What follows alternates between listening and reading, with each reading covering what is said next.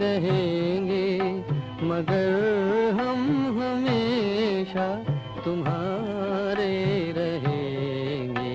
न ये चांद होगा न तारे रहेंगे, मगर हम हमेशा। दिल्ली में यमुना किनारे बैठ करके, वहाँ झोपड़ी में बैठ करके सेवाएं की दादियों ने। हाँ, शुरू शुरू बहुत धक्का खाया। पहला किराए का मकान लेकर तो सेंटर खुला, वो दिल्ली कमला नगर, पहला सेंटर, समझे। उस सेंटर में दादी को, दादी की चाची, मम्मी के, माता जी के 5 चाचा, समझ गए। एक चाची दिल्ली में आई थी और अपनी बेटी उसकी हॉस्पिटल में थी। एक नर्स को कहा, मैं बॉम्बे में रोज सत्संगों में जाती हूँ, 1 सप्ताह हो गया मैं कहीं सत्संग में नहीं गई हूँ। उसने कहा चलिए आज मैं आपको एक सत्संग में ले जाती हूँ। वो सेंटर को ले आई, वो वहां जाती थी क्लास करने, समझा। और जब सेंटर पर आई, वो तो बहुत लक्ष्मी नारायण की भक्त थी। जब आके बैठते उनको साक्षात्कार हुआ। उसमें नया सेंटर खुला था, दरी भी पूरा से नहीं बिछाने के लिए थी, चादर भी नहीं थी, इसे मांगना भी नहीं है, किराया भी देना है, गर्मी के दिन पंखा भी नहीं, व्यवस्था नहीं, और वो बहुत शौक। साक्षात्कार हुआ तो उन्होंने बहुत खर्चा बचा किया, पंखा नहीं, पंखा लगाया, दरी लाई, चादर लाई, वो लाई।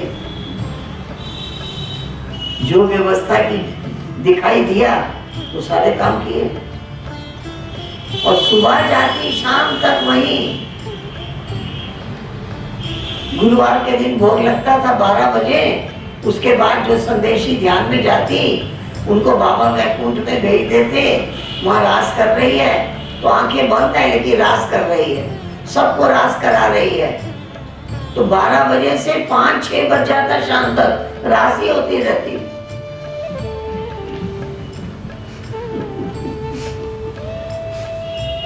समझ गए। अब कैसे 15 मिनट में भोग पूरा हो जाता है।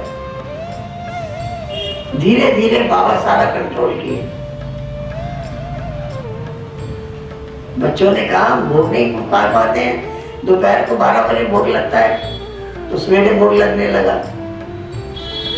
टाइम पे ऑफिस जाना है इसलिए भोग भी शॉर्ट में लगे, तो बाबा बच्चों की सुविधा से सारी व्यवस्था बनाई, समझे। और उनको हमारी माता जी से बहुत प्यार था, तो एक बार को बुलाया, बोलिए तो उनके घर पहुंच गई और वो गए। उनको याद ही नहीं कि मैंने बुलाया था। शाम को 6 बजे के बाद आई, तब बोला कि मैंने तुमको बुलाया, भूल गई। फिर उनको लेकर के साइड कर दी। फिर उनको लेकर के वो फिर सेंटर उसी टाइम ले गई, चलो तुमको परिचय करा दे, समझ गए। उसी समय सेंटर पर ले गई और ले जा करके पूरा वहां परिचय कराया। उन्होंने कहा कि कल से आओ। तो जहाँ रह रहे थे वो जगह थी दूर, समझा। फिर उन्होंने उसी टाइम वहां सेंटर से उतरे और उस गली में ही खोजते गए कहीं कोई किराए का मकान मिल जाए। तो फ्लैट मिल गया, दूसरे दिन शिफ्ट कर लिए, जो मेरे को रोज जाना है, समझ गए।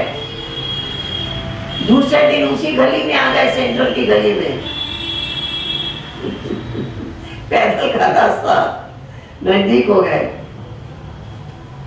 इस प्रकार से दूसरे दिन से जब दादी वहां जाने लगे सब,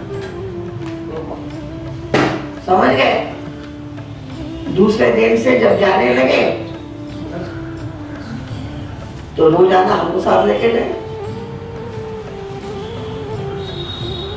समझा? तो इस तरह से ज्ञान की लगन लगी और दादी में क्या देखा परिवर्तन? खूब रंगीन कपड़ा और जेवर वेवर खूब पहने रहती थी, पूरा सफेद कपड़ा पहन लिया, सारा जेवर उतार दिया, पूरा ब्रह्मा कुमारी की ड्रेस में आ गई। थोड़े दिनों के बाद वहां जा रही है क्लास कराने, वहां जा रही है क्लास कराने, वहां जा रही है क्लास कराने, दौड़ने लग गई। और माताओं की माताएं भी जाती थी, देखा ये माता वहां जाती है क्लास कराने, इनको भी लगा हम भी जाए क्लास कराने। तो शुरू से ही क्लास भी होती थी सुबह 4 बजे। 4 बजे पहुंचे तो बैठने की जगह नहीं, बाहर बैठना पड़ता था। तो 3 बजे निकल जाती।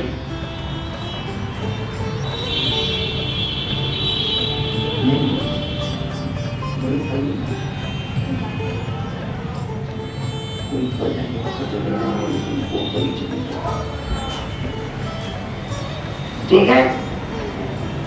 इस तरह शुरू से ही त्याग भी, वैराग भी, सेवा भी शुरू से ही। डर नहीं था लोग क्या कहेंगे, लोग क्या कहेंगे। हमारी जो लौकिक दादी थी, ग्रैंड मदर हमारी, वो बहुत जेवर पहने रहती थी, बहुत रंगीन कपड़े पहनती, घर भी बहुत संभालती थी। बस इनको फायदा, चली जाती थी कहाँ कहाँ क्लास कराने, क्योंकि हमारे पिताजी अकेले थे। हमारी दादी वो अपने हाथ से उनको खाना खिलाती, उनका ध्यान रखती, उनकी बहुत केयर करती। तो इनको फुर्सत मिल गई, उनकी नेचर थी, वो पहले से करती थी। इनको कहीं जाना है, कहीं सेवा में, ये अपनी चली जाती। जब घर में रहती तो भी मेरी दादी ही उनको खिलाती पिलाती, इनको हटा देती, वही खिलाती, उनका वही केयर करती। तो घर की नेचर बनी रही थी उनकी। तो दादी शुरू से सफेद कपड़े पहनने में भी संकोच नहीं किया। पूरी ब्रह्मा कुमारी की ड्रेस। कोई कहता है ना, चलो भाई कोई तो कुछ तो कान नाक में पड़ा रहे, कोई अंगूठी तो पड़ी रहे, सब हटा दिया टोटल। लोग क्या कहेंगे इसकी परवाह नहीं। समझ गए? इस तरह धीरे धीरे सेवाओं में आगे आगे बढ़ते। फिर इनको लगा कि कहीं बाहर जाऊं सेवा करने। तो फिर दादी एक बार किसी के साथ चली गई, कहाँ? नेपाल चली गई। कहाँ? बॉर्डर के पास ही कहीं, हाँ कहीं चली गई, वहां सेवा करने पहुंच गई। इस तरह से धीरे धीरे धीरे आगे आगे आगे बढ़ती गई सेवा में। समझ गए? ऐसी लगन दादी को रही हमेशा। देह का भान नहीं रहा, संबंध नहीं रहा। एक बार सब बच्चों को लेकर पहुंच गई थी अमृतसर में। नानी का घर बहुत बड़ा, लेकिन सोचा वहां रहेंगे तो वो भी टोक टाक करेगी, मना करेगी, इसलिए अलग किराए का मकान लिया, उसमें ले जाकर के रहे। उस टाइम पांडव भवन भी किराए पर था। उस टाइम पांडव भवन भी किराए पर था और अमृतसर का मकान खरीद हुआ। एक दादी थी, मधुबन में बाबा के पास रहती थी। उसके बेटा ने कहा था किसी तीर्थ स्थान पर आपके नाम पर मकान खरीद करेंगे। तो उसने बताया कि अमृतसर तो तीर्थ स्थान है और वहां का मकान बाबा का भी देखा हुआ था। पुराना एरिया बहुत बड़ा था, मकान थोड़े हिस्से में बना था, बाकी ग्राउंड थी, इधर भी फ्लैट था, इधर था, बाकी हॉल के ऊपर टीना वीना डाल के बड़ा हॉल बनाया हुआ था। बस वो मकान खरीद हो गया। वो मकान खरीद हुआ, उसके बाद बाबा का डायरेक्शन आया माता जी के लिए कि किराए का मकान छोड़कर उसमें एक रोड साइड में एक फ्लैट था जिसके लिए बाहर से लोग आ जा सकते थे, अंदर आने की जरूरत नहीं थी सबको। कहा इस फ्लैट में आके रहो, समझा? सेंटर में आके रहने का एक मौका हो गया। तो धीरे धीरे चंद्रमणि दीदी ने एक दिन भी अलग भोजन बनाने नहीं दिया। कहा नहीं, जो भंडारे में भोजन बन रहा है वही खाना, अलग नहीं बनाना है। तो धीरे धीरे हमारे भाई और भी लोग सब दिल्ली चले गए। माता जी को भी जाना पड़ा दिल्ली। हम और सुधाकर दोनों सेंटर कर रहे हैं। इस टाइम में 8वीं क्लास में पढ़ती थी, वहीं से जाती थी पढ़ने के लिए भी। पर उसके बाद से हम सेंटर पर ही रहे, फिर हम लोग फिर गए नहीं, दोनों ही रहे यहाँ। और माता जी तो अपना बंधन निकल करके चली गई बाहर सेवा में। समझ गए? तो इस प्रकार से सेवा की धुन, सेवा की लगन लगी रही और आगे आगे बढ़ती रही। और हम बाबा की, चंद्रमणि दीदी की बहुत मीठी पालना में रहे, बहुत मीठी पालना में रहे और आगे आगे बढ़ते गए। बाबा ने एक बार अचानक ही मेरे को बॉम्बे भेज दिया, वो भी बाबा ने आगे बढ़ाया। बाबा की बहुत दृष्टि रही, शुरू से लगन पक्की, त्याग भी पक्का, तो बाबा की नजरों में थे सब। तो इस तरह से पूरा अपना सेवा का पाठ बनाया। फिर परिवार के अंदर और जो आते गए, हाँ, तो हमारी नानी बहुत ध्यान देती थी, दादी नानी बहुत ध्यान देने लगी, क्योंकि ये तो चली गई सेवा में, तो कोई तो संभालेगा, बच्चों को भी ध्यान रखाएगा, समझे? तो धीरे धीरे घर भी संभलता रहा, वो भी होता रहा और दादी अपनी बेहद में आ गई। फिर आगू में एक बार दादियों ने पूछा कि लंदन में किसी बहन की जरूरत है, कौन जाएगा? दादी ने हाथ खड़ा कर दिया, मैं जाऊंगी। तो दादी को लंदन भेज दिया। उसके बाद वहाँ जर्मनी में हैम्बर्ग में दादी सेंटर संभालने लगी। 22 वर्ष रही हैम्बर्ग में, लेकिन लौकिकता नहीं थी। हमारे से लौकिक संबंध जैसा व्यवहार कभी नहीं था, कभी नहीं। 22 वर्ष जिसकी माँ विदेश में रही, वो बेटी को नहीं कहेगी कि एक बार चक्कर लगा जाओ, नहीं कहेगी, कभी नहीं कहा, कभी नहीं। ये नहीं कि वहां से बहुत कुछ लेके आ रही है, कुछ बेटी को ज्यादा दे गई, एक चीज में कभी नहीं। ईमानदारी भी पूरी, सच्चाई भी पूरी, सब पूरा। कोई भी वहां किसी बात की उनको दिक्कत हो रही हो तो कुछ अपनी दिल की तकलीफ को आके हमको सुनाए, एक शब्द भी नहीं, कभी नहीं। और ना हमसे सुनना है, आपको कुछ कहना है अपनी दीदी को कहो। ऐसी दिक्कत तो कोई हुई नहीं, समझे? पूरी यज्ञ के कायदे, कानून, मर्यादाएं सब में बहुत दृढ़, समझ गए? बड़े भाई की शादी हुई, बहू भी ऐसी आई, सारा घर संभाल ली, आज तक संभाल रही। तो हमारी दादी थी, दादाजी थे, सब कोई था, लेकिन वो बहू जो आई उसने सबको संभाला, अच्छी अच्छी देखभाल की, आज दिन तक करती है। तो इस प्रकार से दादी ने अपना सीट पकड़ लिया, तो बाबा ने दूसरा केयर करने वाले की को सीट पे बिठा दिया। समझ गए? तो अपनी सेवा का पार्ट बनाया, खूब देश विदेश बहुत सेवाएं की, पूरे वर्ल्ड में गई,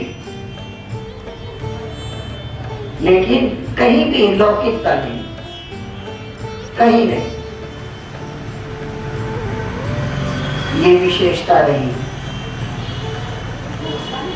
एक बार यहाँ की एक माता जी ने दादी को आंगू में पकड़ के कुछ सुनाया।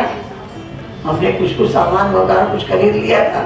उसने कहा क्यों खरीद लिया, कुछ हमारी कंप्लेंट जैसा किया। तो दादी गई बड़ी दादी के पास कि ये माता ये मुझे क्यों सुना रही है। तो दादी ने उनको बुलाया अपने पास, खूब दादी ने उनको आंख दिखाई कि इससे इनका कोई कनेक्शन नहीं है रानी का, इनको क्यों सुना रही है, जो सुनाना दादी को सुनाओ। समझे? तो खुद भी कायदे पे चले और सौरों को भी कायदे पे चलाए। उसके बाद फिर जब दादी को घुटने में ज्यादा तकलीफ हुई, फिर विदेश से आ गई, यहाँ छुट्टी हो गई, तो दादी ने कहा अब आप रानी के पास रहो जाके। नहीं, मैं वहां रहूंगी तो सब कहेंगे ना माँ तो बेटी है, नजर औरों की जाएगी ना, इसलिए दादी रही टाटा नगर जाकर, यहाँ नहीं रही। टाटा नगर जाकर के रही। यहाँ कुछ दिन रही ना, कुछ दिन आई गई, बाकी रही नहीं, रही टाटा नगर में। समझे? इस प्रकार से पूरा यज्ञ के कायदे कानून बाबा की जो भी व्यवस्था है, जो भी है, हाँ उसमें दादी ने बहुत दृढ़ता की।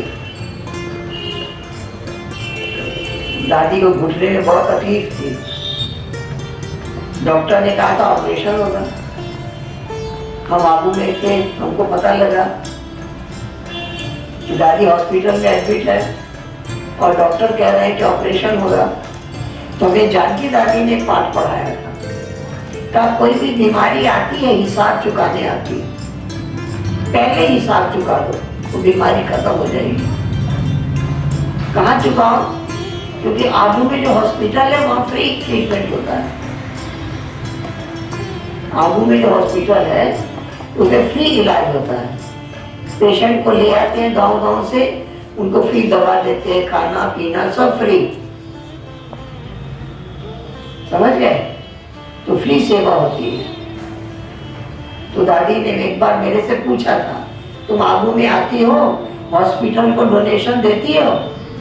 तो नहीं देते। क्या दिया था? हॉस्पिटल को डोनेशन देगी ना तो आपको कोई तकलीफ नहीं होगी, पहले हिसाब चुकिए। कोई तकलीफ आती है, खर्चा होता है ना, पहले ही आपने खर्चा कर दिया। अच्छी बात। तो जब मैंने सुना दादी का ऑपरेशन होना है तो मैं वहां के बड़े डॉक्टर के पास गई, जाके दादी के तरफ से 50,000 दे आई डोनेशन। मुझे लगा 2-3 लाख तो खर्च होगा ही, ऑपरेशन होगा, घुटने का खर्चा तो होगा ही। 2 घंटे के बाद डॉक्टर आया बॉम्बे से, उसने दादी को देखा, कहा ऑपरेशन की जरूरत नहीं है, हम आपको दवा से ठीक कर देंगे। तो दादी ने कहा मैं एलोपैथिक दवा नहीं खाती। कहा नहीं, हम आपको सिरप देते हैं, पियो। तो दादी 15 दिन से हॉस्पिटल में थी, उठ के बाथरूम तक नहीं जा सकती थी। वो सिरप पिया ना, शाम को पिया, 2-4 बार पी लिया, उसके बाद उनको ताकत आ गई, उठ के खड़ी हो गई और बाथरूम चल कर के गई। एक दिन में इतना फर्क। तो मुझे लगा ये हिसाब चुकाने का फायदा है। 2 दिन के बाद बोली अब मेरे को छुट्टी कराओ। तो मैंने बोला रुकिए, पहले भी और हिसाब चुका देते हैं। तो दादी ने और हिसाब चुकाया। मैंने कहा आपके ऑपरेशन में 1.5-2 लाख तो खर्च होना ही था, कम से कम 1 लाख तो डाली दो डोनेशन में। डाल दिया, समझ गए। और चलती चलती चलती बाहर आ गई, हॉस्पिटल से बाहर। ये बड़ा अच्छा मेरे को भी अनुभव हुआ। इसलिए अभी भी मैं जब आबू जाती हूँ तो मैं हॉस्पिटल को डोनेशन जरूर दे के आती हूँ। आप लोग भी करना, सब इकट्ठा करके मेरे को दे देना। पहले हिसाब चुका दे, अपने को तकलीफ नहीं होगी। ये सिखाया किसने? जानकी दादी। हर गुरुवार जानकी दादी हॉस्पिटल को डोनेशन देती। फिर धीरे धीरे जानकी दादी के नाम से एक ट्रस्ट बन गया, जानकी फाउंडेशन। सारे वर्ल्ड के लोग उसमें पैसा डालते थे, उससे हॉस्पिटल का खर्चा चलने लग गया। समझ गए? तो दादियों के अनुभव कितने हमारे काम आते हैं, कितनी अवस्था ऊंचा बनाते हैं। ठीक है, ठीक है, अच्छा। ओम शांति।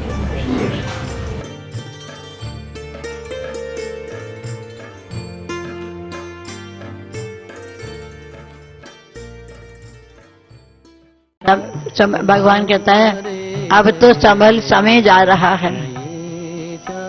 कहते हैं अब तो संभल, हे मानव, हे आत्माएं, अब तो संभल, समय जा रहा है। अब न संभला तो संभल ना सकेगा, फिर तू चाहेगा करना तो कर नहीं सकेगा। क्यों? क्योंकि समय की उड़ान बड़ी तेज होती, समय को जो खोता वो किस्मत खोटी। कदर कर समय की, भगवान कहता है कदर कर समय की। कोई गा रहा है अब तो संभल, समय जा रहा है। अब न संभला तो संभल न सकेगा, फिर तू चाहेगा करना, क्या मैं कर लूं, चलो समय जा रहा है, अभी थोड़ा समय बाकी है, अभी कुछ कर ले। अब तू चाहेगा करना तो कर न सकेगा। क्यों? कि समय की उड़ान बड़ी तेज होती, समय को जो खोता वो किस्मत खोटी। कदर कर समय की। कोई गा रहा है, बाबा गा रहा है अब तो संभल, समय जा रहा है। अब न संभला तो संभल ना सकेगा, फिर तू चाहेगा करना तो कर नहीं सकेगा।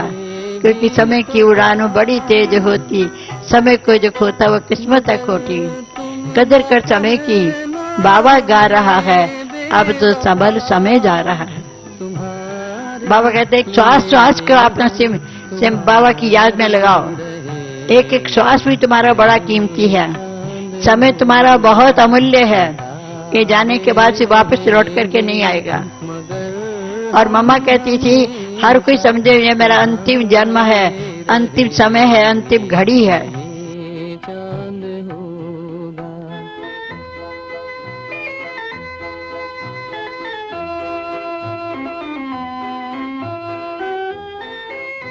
ये होगा सितम हमने पहले न जाना,